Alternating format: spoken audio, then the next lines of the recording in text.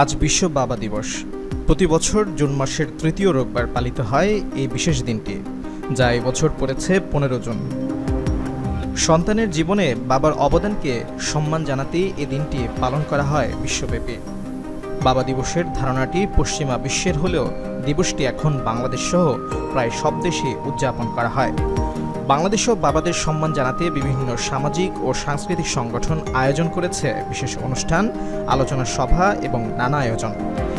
ইতিহাস থেকে জানা যায়, বাবা দিবসকে আন্তর্জাতিক স্বীকৃতি দিতে অগ্রণী ভূমিকা রয়েছে সোনোরা স্টার ডড নামে এক নারীর। 1909 সালের আগে ওয়াশিংটনে বাবা দিবস বলে কোনো বিশেষ দিন ছিল না। সে সময় স্থানীয় গির্জায় ডড মা দিবস পালনের কথা শোনেন। মা দিবস পালনের রীতি রয়েছে, কিন্তু বাবা দিবস পালনের রীতি নেই জেনে তিনি ভীষণ অবাক হন। তারপর তিনি বাবা দিবসের স্বীকৃতির জন্য সোচ্চার হয়ে ওঠেন। ডড তার বাবাকে অসম্ভব ভালোবাসতেন। মা ছিল না তার।